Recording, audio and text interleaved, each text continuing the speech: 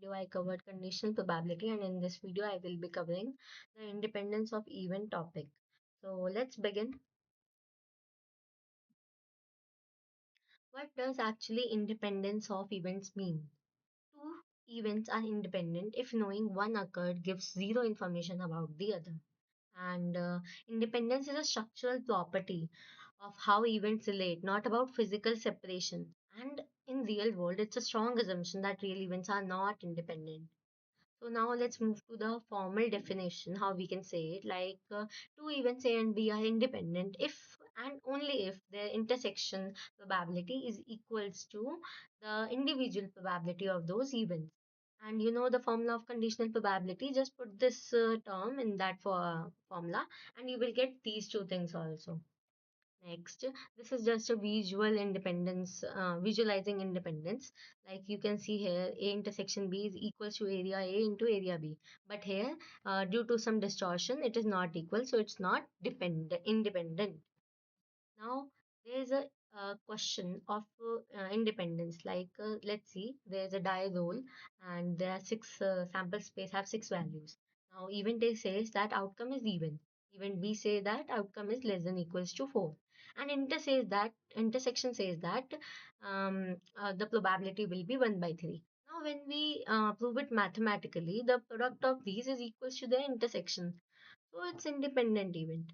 But seeing the next case, like in this, its outcome is even. So 1 by 2 probability. Outcome is 6, 1 by 6 probability. And the intersection is 1 by 6. Their product is not equal to their intersection. So it's not independent.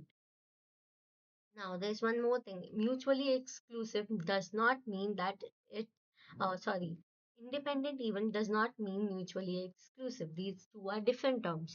So, see, you can see all in the formula also, and mutually exclusive actually means they cannot both happen. Whereas independent means no information is shared. So, moving on forward, it's a strict hierarchy that mutually independence means like it's pairwise. It can be said the pairwise independent, but vice versa is not possible.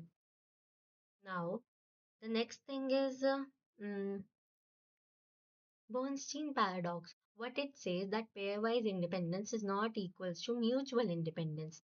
Okay, so let's take an example. There is a coin.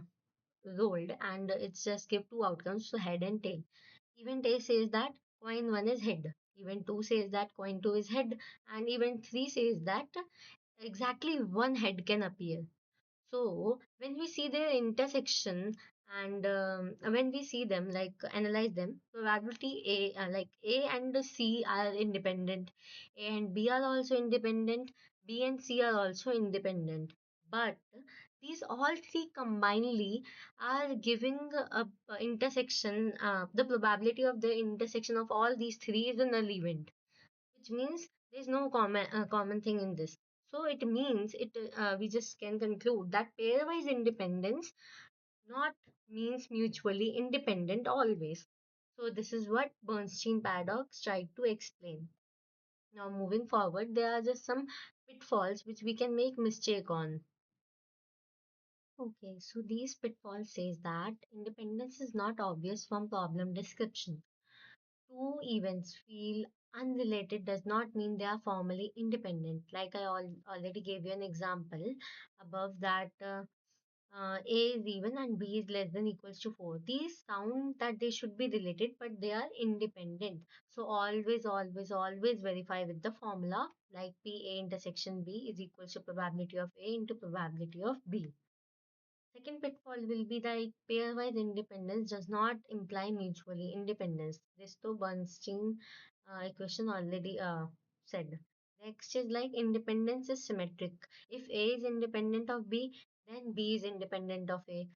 A complement is independent of B, and A complement is independent of BC. B complement. All four combination are independent simultaneously. Okay. Next thing is like conditional independence is not equals to unconditional independence. And the last thing will be like in practice, independence is almost always an approximation. Real world data almost never satisfy exact independence. So the question whether the approximation is close enough to be independent, then we use the naive bias. Naive bias works despite it obviously it all obviously takes false independent assumption, but it works good. Now the next thing is why we are studying this. What is the need of it to study? So there's a ML connection which have like multiple things. First is like naive bias assumes features are conditionally independent. Second is probabilistic graphical models like Bayesian networks explicitly encode conditional independent structure. Okay. Then there is ICA, independent component analysis. This though literally optimizes for statistical independence of components. Last thing is dropout regularization. This will come in networks, and it means like it can be interpreted as injecting independent assumption into training. So that was all about this video. If you find any kind of mistake, you can say me. Hope you liked it. Thank you very much. Bye bye.